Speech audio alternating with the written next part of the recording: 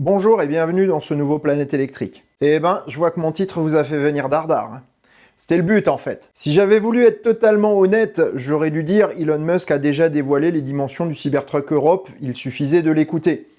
Mais ça aurait pas eu le même impact et puis ça aurait été moins marrant. Pour me dédouaner, je vous mets un chapitrage dans la description et dans la barre de lecture. Vous pouvez aller directement en fin de vidéo pour savoir le fin mot de l'histoire. Et pour les autres qui veulent savourer le suspense, c'est parti pour l'épisode.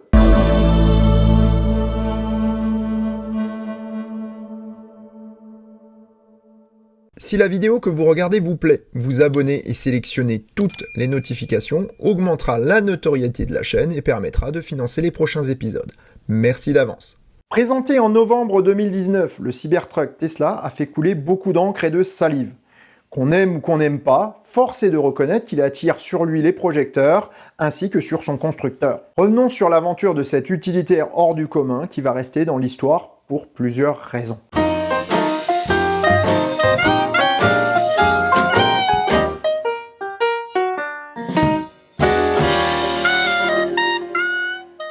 Il faut bien reconnaître que la présentation du Cybertruck a été l'un des événements les plus ratés de toute l'histoire de Tesla, voire de toute l'histoire automobile.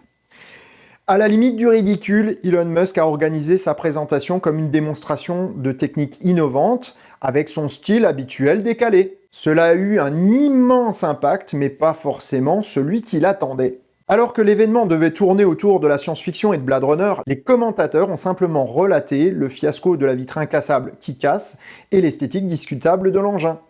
Clairement, Elon Musk a supposé que le public serait aussi large d'esprit que lui, mais il s'est avéré que ce n'a pas été le cas, et loin de là. J'ai eu moi-même une forte réaction négative face à l'engin, et j'avoue qu'encore aujourd'hui, il dérange pas mal mes goûts. Mais comme on le dit souvent, la laideur cache souvent une beauté intérieure. Et là, c'est clairement le cas. Toute la démonstration d'Elon Musk après avoir présenté le véhicule démontre la conception réfléchie et astucieuse qui a présidé à la création de la machine. S'il avait présenté ses caractéristiques et améliorations avant d'en dévoiler le design, je pense que la perception du public face à cet engin totalement décalé mais parfaitement logique en aurait été changée. Vache, ça c'était une phrase longue. Les échanges qui ont suivi la présentation sur Twitter ont été très importants et Musk a dû énormément préciser de choses pour rattraper le fiasco de la présentation. Les premières critiques se sont alors fait jour et très rapidement le débat sur la taille de la machine s'est imposé comme le sujet du moment. En faisant des simulations informatiques, certains internautes ont pu déterminer que si le Cybertruck gardait sa taille initiale, il y aurait de sérieux problèmes pour le garer, trouver de la place au superchargeur, voire même le rentrer dans un garage standard, même américain. Musk a alors annoncé une réduction de 6% de ses dimensions, avec peu ou pas de réduction de capacité intérieure. Les réactions ont été mitigées entre ceux qui étaient ravis d'avoir un véhicule plus pratique et ceux qui craignaient de perdre les grands volumes de chargement du modèle. Musk est revenu une seconde fois sur la réduction de taille en annonçant une différence de 5% à Jay Leno lors de l'émission du Jay Leno's Garage. What would you change when it finally reaches production? What do you think you would do? We're 5% too big, and if we just take all the proportions and drop them by about 5%. Puis, le 23 mars 2020, dans sa réponse à un tweetos, de manière très discrète et passée inaperçue, Musk revient sur ses affirmations et confirme la taille du Cybertruck de série. Le pick-up Tesla aura bien les dimensions du prototype. Super nouvelle pour moi qui adore les monstres, et je n'aurais pas dû me réjouir trop vite, car en septembre 2020, lors de la séance de questions-réponses du Battery Day, la très mauvaise nouvelle tombe pour moi. And then I think we'll probably make an international version of the Cybertruck that'll be kind of smaller, kind of like a tight Wolverine package. It'll still be cooler, but it'll be smaller because you just can't make a giant truck like that for most markets. On en est à ce point au moment où j'écris le script de cette vidéo. Clairement, cette nouvelle ne me fait pas plaisir. Et j'ai même failli annuler ma précommande. En effet, si Tesla commence par produire une version XL pour les États-Unis, combien de temps leur faudra-t-il pour honorer les commandes internationales? Et surtout, ce qui m'intéresse le plus, c'est quand est-ce qu'ils vont honorer ma propre commande? Nous espérions voir le Cybertruck en Europe pour 2022, voire 2023, ou plus tard. Si Tesla doit dessiner une version spéciale, cela prendra bien 1 ou 2 ans de plus. Quelle déception! Et pourtant, je veux garder un peu d'espoir. Je suis même assez confiant pour dire que ce sont 2 Cybertrucks de série qui seront présentés lors des premières livraisons. Vous me pensez optimiste? Je le suis. Mais c'est surtout en raison de la manière très particulière dont sera produite le Cybertruck.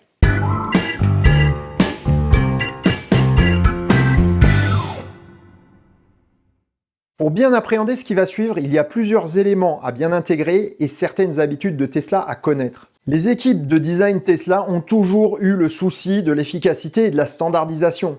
Certaines pièces des modèles 3 sont utilisées dans toutes les Tesla, comme les rétroviseurs par exemple, ou certains moteurs présents sur les modèles S et modèle X. Il est certain que beaucoup d'autres éléments sont ainsi standardisés.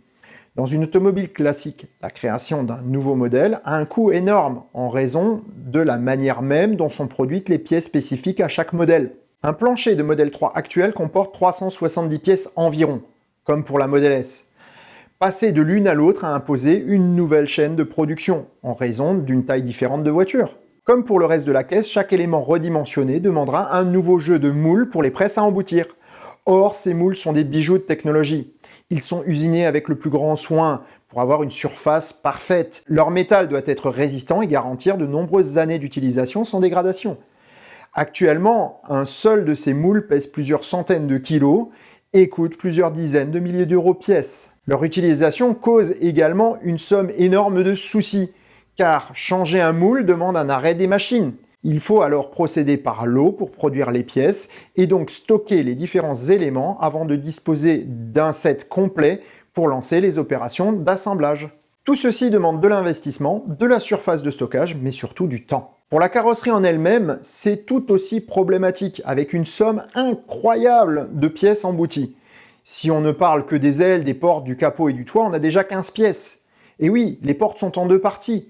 L'une est la peau extérieure et l'autre la structure intérieure. Si on compte les supports montants, flancs et autres traverses, on a des dizaines de pièces à produire, stocker et assembler. Dans ces conditions, il est impossible de prévoir plusieurs tailles et versions. C'est mathématique. Et pourtant, Elon Musk et ses équipes vont le faire. Il l'a annoncé 2 fois. L'une dans son tweet du 23 mars 2020 et l'autre pendant le Battery Day. Et comment va-t-il réaliser ce tour de force? Eh bien en changeant radicalement la manière de produire ses Cybertrucks. Il en a d'ailleurs révélé la majorité des principes au cours des derniers mois. Il suffit d'écouter et d'appliquer à la lettre les déclarations de Musk pour avoir la solution. J'adapterai ici une vieille blague en vous demandant savez-vous combien il faut d'ouvriers pour fabriquer un Cybertruck? Seulement 2, un qui plie, un qui colle. Eh bien ce sera littéralement le cas. Reprenons notre démonstration à la base avec la structure interne du Cybertruck. On sait que le plancher sera composé d'une batterie porteuse Roadrunner. Il n'y a aucune raison qu'il soit privé des structures moulées présentées au Battery Day. De plus, les flancs et structures des portes pourraient être produites de la même manière. Pourquoi les faire ainsi plutôt que de les emboutir en inox? Eh bien Elon l'a très bien dit, l'inox pose des problèmes d'emboutissage. Alors pourquoi pas utiliser de l'acier doux? On aurait alors besoin de protéger ces pièces de la corrosion, ce qui va à l'encontre même du design du Cybertruck. Encore une fois, c'est Musk lui-même qui nous donne la solution. Les pièces moulées en aluminium que Tesla développe n'ont ni besoin de peinture ni de protection. Donc il est logique qu'ils vont utiliser ces pièces-là. L'ensemble des pièces à produire de cette manière se limiterait donc à 9. Cela change des centaines de pièces d'une auto traditionnelle, vous trouvez pas? On a donc une structure qu'on va pouvoir attacher aux pièces en inox composant l'exosquelette du Cybertruck. J'ai volontairement utilisé le terme « attaché » car il reste à déterminer la nature de cette fixation. Il est plus que probable que les pièces présenteront des emboîtements permettant un positionnement facile des éléments.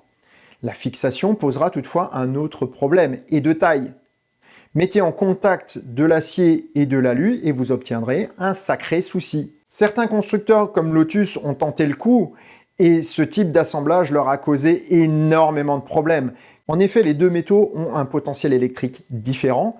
Une électrolyse se fait alors, créant une oxydation parasite qui fragilise et dégrade les liaisons. Donc, lorsque l'on associe ces deux métaux, il est nécessaire de les isoler l'un de l'autre. Mettre un produit isolant entre les deux, en combinaison avec des rivets eux-mêmes isolés, est une solution qui a déjà été testée et validée. Si la solution est bonne, elle est en revanche trop chère pour une production en très grande série. Reste une solution encore plus simple.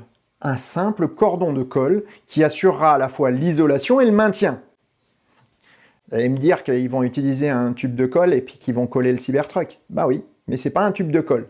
Si je vous dis que les DeLorean étaient construites ainsi, la peau en inox était collée sur la voiture. Les Alpine V6 sont faites de la même manière, mais aussi les Airbus A380 ou les Rafale. Ça vous rassure? Le collage est une solution industriellement valable et durable dans le temps. Elle permet une réparation facile et réalisable au sein d'ateliers ne disposant pas d'appareillage spécifique, comme les carrosseries automobiles. Cette méthode d'assemblage est d'autant plus plausible qu'elle ne laisse aucune trace de chauffe sur les tôles, qui resteront nues sur le Cybertruck et devront avoir un aspect immaculé, ce qui est impossible à obtenir avec de la soudure. Restent les pièces en inox pliées. Celles-ci ne demanderont aucun moule ni matrice. Comme l'a dit Elon, elles seront produites par des plieuses automatisées. Comme pour de l'emboutissage, les pièces seront tout d'abord découpées au laser, puis prises en charge par un robot qui les placera dans une plieuse à commande numérique selon un programme précis. Les plis seront faits les uns après les autres, puis la pièce ira rejoindre son armature moulée pour y être fixée. Et c'est là que le génie de Tesla entre en jeu, c'est qu'entre les deux tailles de Cybertruck, la seule et unique différence sera le programme entré dans les robots et la plieuse. Pour les vitres, ce sera exactement la même chose. Elles sont plates, donc une découpe automatique est possible, encore une fois, sans moule. Et donc, on va pouvoir changer uniquement le programme et obtenir les vitres à 2 dimensions différentes. Vous commencez à comprendre où je vais en venir? Si les batteries, les suspensions et la mécanique ainsi que les sièges et d'autres multiples éléments sont communs aux deux voitures, le coût entre les deux modèles sera absolument minime. Industriellement, ça ne posera aucun problème. Le Cybertruck XL s'attaquera du coup au pick-up full-size aux États-Unis et le Cybertruck World Class au marché mondial comme son nom l'indique. C'est Musk lui-même qui donne ce nom à la petite version et dans sa bouche cela revêt une importance capitale. Il a bien dit World Class et non export. Ce qui veut bien dire que ce petit Cybertruck sera également commercialisé aux États-Unis. Même si ce marché est plus réduit, tous les constructeurs américains ont une version mini-truck dans leur gamme. C'est le Ranger chez Ford, le Colorado chez Chevrolet ou le Dakota chez Ram. Le Cybertruck World Class viendra jouer dans cette cour-là. Avec une production simplifiée telle que celle du pick-up Tesla, il serait totalement idiot de ne pas profiter de cet avantage pour entrer sur plusieurs segments, tout en produisant un modèle adapté à tous les marchés du monde. Musk cache son jeu, car c'est un atout majeur dans sa manche pour la réussite du Cybertruck. Les deux versions de l'engin seront produites au Texas sur les mêmes lignes de production et partageront toutes les installations. Les gains de productivité seront tels que le prix de la version World Class restera compétitif même en tenant compte du coût de transport vers l'Europe ou vers l'Asie. Mais bon, ça ne répond pas à la question du jour. Quelle taille aura le Cybertruck World Class ? Je me suis dit que s'il devait concurrencer les leaders du marché, il devait en avoir la taille. Le Ranger ou le Toyota Hilux sont de bons étalons pour cela, vu leur position sur le marché. Ils ont 5,35 m de long, 1,90 m de large et 1,80 m de haut environ. Rapporté aux dimensions du prototype du Cybertruck, cela représente une proportion de 0,94 sur la longueur, 0,94 sur la largeur et 0,94 sur la hauteur. Ce qui représente une réduction de taille de 6%, soit exactement le chiffre donné par Elon Musk dès le début, peu après la présentation du modèle. J'ai fait une simulation sur un fichier 3D me permettant d'avoir un visuel de la version World Class. En réduisant la carrosserie, la taille des pneus, et en conservant le reste à sa taille initiale, et entre autres les sièges, je me suis rendu compte qu'il faudrait probablement supprimer la place centrale avant et avoir un véhicule 5 places au lieu de 6, pour avoir un confort d'utilisation potable. La benne sera aussi un tout petit peu plus petite, mais ça va pas faire grand-chose. En revanche, ce qui m'a vraiment étonné, c'est que cette diminution de 6%, qui est suffisante pour permettre une bonne utilisation du véhicule dans nos régions, ne change pas vraiment l'impression qu'on a du véhicule. Ça reste un monstre. Et finalement, c'est ça qui est important. Le point qui m'inquiétait le plus, c'était que ce soit un petit Cybertruck. Si elle est visible, la réduction de taille ne le rendra pas ni risible ni insignifiant. Il restera l'un des véhicules légers les plus imposants roulant dans notre pays, ce qui n'est pas pour me déplaire. Je vais donc garder ma précommande et suivre les événements avec intérêt. Lorsque je vous dis que Musk cache bien son jeu, je le pense réellement, car il a, selon moi, utilisé les réactions à ses tweets pour déterminer sa stratégie. Il savait dès le début qu'il ne pourrait pas vendre le Cybertruck XL en dehors des États-Unis, mais il a tout de même ouvert les précommandes au monde entier.